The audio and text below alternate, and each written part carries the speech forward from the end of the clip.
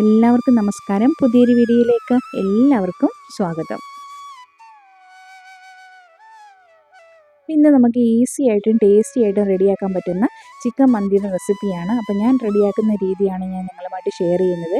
Capsicum ചെറിയ കഷ്ണങ്ങളായിട്ട് ചോപ്പ് ചെയ്ത് വെച്ചിട്ടുണ്ട്, അതുപോലെ സവാള ചോപ്പ് ചെയ്ത് വെച്ചിട്ടുണ്ട്, കുരുമുളക്, ഏലക്ക, അതുപോലെ ഡ്രൈ ലെമൺ, പിന്നെ ചിക്കൻ ക്യൂബ് എടുത്തിട്ടുണ്ട്, പിന്നെ ഗരം മസാല, അതുപോലെ കുരുമുളക് പൊടി നമ്മുടെ ആവശ്യത്തിനനുസരിച്ച് ഇടാം. പിന്നെ ചിക്കൻ ആണെങ്കിൽ സ്കിന്നോട് കൂടിയാണ് എടുത്തേക്കുന്നത്.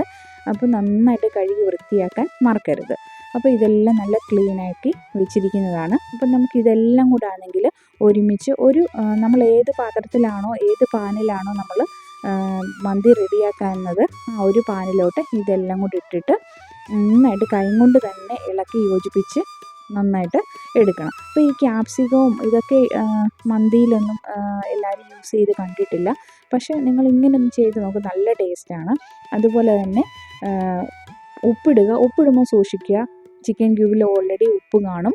അപ്പോൾ ഉപ്പ് കുറച്ചിട്ടേച്ചാൽ മതി. കുറഞ്ഞു പോയെന്നാൽ നമുക്ക് കുറച്ചുകൂടെ ആണെങ്കിൽ വേണമെങ്കിൽ ആഡ് ചെയ്യാം. അതുപോലെ തന്നെ റൈസ് നമ്മൾ ഓൾറെഡി വേവിച്ച് വെച്ചേക്കുന്നത് ഉപ്പിട്ടിട്ടാണ്. അപ്പോൾ ഉപ്പ് പരമാവധി കുറച്ചിടാൻ വേണ്ടി ശ്രമിക്കുക. അതുപോലെ കുരുമുളക് പൊടി നമ്മുടെ എരിവിനനുസരിച്ചിടുക. പിന്നെ എണ്ണ ഒഴിച്ചിട്ട് അത് സൺഫ്ലവർ ഓയിലാണ് ഒഴിച്ചേക്കുന്നത്. വെളിച്ചെണ്ണയൊക്കെ ഒഴിച്ച് റെഡിയാക്കുന്നതിനേക്കാളും നല്ലത് സൺഫ്ലവർ ഓയിൽ ഒഴിച്ചിട്ടാണ് റെഡിയാക്കുന്നതാണ് കുറച്ചുകൂടെ ടേസ്റ്റ് വരുന്നത്. അപ്പോൾ ഇത് നന്നായിട്ട് ഇളക്കി യോജിപ്പിച്ചെടുത്തിട്ട് നമുക്ക് ഒന്ന് ചിക്കനൊക്കെ ഒന്ന് വേവിച്ചെടുക്കാം. ഈ ഒട്ടും വെള്ളം ചേർത്തിട്ടില്ല, ഈ ചിക്കനിൽ നിന്ന് ഇറങ്ങിയ വെള്ളമാണിത്. അപ്പോൾ നന്നായിട്ടൊന്ന് വെന്ത് വരട്ടെ.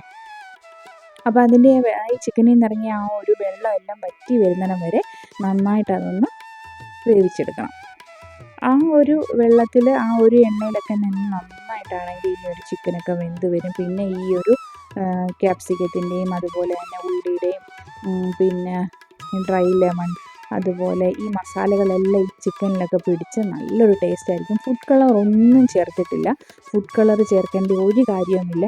ടേസ്റ്റിന് ഒരു കോംപ്രമൈസും ഇല്ലാത്ത നല്ല ചിക്കനാണ്. നിങ്ങളിങ്ങനെ റെഡിയാക്കി നോക്കിയിട്ട് നിങ്ങളുടെ അഭിപ്രായങ്ങൾ പറയാം. അപ്പോൾ നിങ്ങൾക്ക് മനസ്സിലാവും. നമുക്ക് പെട്ടെന്ന് തന്നെ റെഡിയാക്കാൻ എളുപ്പമാണ്. നമുക്കിത് റെഡിയാക്കി എടുക്കാൻ. ഇപ്പം തന്നെ കണ്ടോ, വെള്ളം എല്ലാം വറ്റി വന്നിട്ടുണ്ട്. അപ്പോൾ നമുക്ക് വേവിച്ച് വെച്ചിരിക്കുന്ന റൈസ് നമുക്ക് ഇട്ട് കൊടുത്തിട്ട് ഒന്ന് അടച്ച് വെച്ച് ഒന്നുകൂടെ ആവി കയറ്റാം. പിന്നെ എനിക്ക് ഇവിടെ ഞങ്ങൾക്ക് മക്കൾക്കൊക്കെ ആണെങ്കിൽ സ്മോക്കി ഇങ്ങനെ ആ ഒരു പുകയുടെ ആ ഒരു മണവും അതൊന്നും ഇഷ്ടമല്ല. അത് കാരണം കൊണ്ട് ഞാനത് ചെയ്യാറില്ല. അപ്പം നിങ്ങൾക്ക് ഇഷ്ടമുണ്ടെങ്കിൽ ഈ റൈസ് ഇട്ട് കഴിഞ്ഞിട്ട് ചെറിയാണെങ്കിൽ പിന്നെ കരി ഇങ്ങനെ വേറൊരു പാത്രത്തിലോട്ടാണെങ്കിൽ കത്തിച്ച് വെച്ചിട്ട് കുറച്ച് എണ്ണ ഒഴിച്ച് ഈ റൈസിൻ്റെ നടുക്കൊരു കുഴി, ചെറിയൊരു കുഴി പോലെ ആക്കിയിട്ട് അവിടെ വെച്ചിട്ട് ഒന്ന് അടച്ച് വെച്ചിരുന്നാൽ മതി. നന്നായിട്ടാണെങ്കിൽ പുകയൊക്കെ നന്നായിട്ട് സ്മോക്ക് ആയിക്കോളും. അപ്പം നമ്മുടെ ടേസ്റ്റി ആയിട്ടുള്ള ചിക്കൻ മന്തി ഇവിടെ റെഡി ആയിട്ടുണ്ട്. കളറ് നിങ്ങൾക്ക് തോന്നും അയ്യോ കളർ എന്താ ഇങ്ങനെ ഇരിക്കുന്നതൊന്നും, ഫുഡ് കളർ ഒന്നും ചേർക്കാത്ത മന്തിയാണ്, അതുകൊണ്ടാണ് ഇങ്ങനെ ഇരിക്കുന്നത് കേട്ടോ. അപ്പോൾ ഞാൻ കണ്ടോ, മോനൊക്കെ ആണെങ്കിൽ വന്നിട്ട് ആദ്യം തന്നെ അത് കുടഞ്ഞിടാൻ നോക്കിയിരിക്കുകയായിരുന്നു. അവർക്കെല്ലാം ഇഷ്ടപ്പെട്ട് രണ്ടുപേരും കൂടെ അങ്ങോട്ടും ഇങ്ങോട്ടും വാരിയൊക്കെ കൊടുത്തിട്ട് അപ്പോൾ എന്നോട് വന്ന് കഴിക്കാൻ പറഞ്ഞു.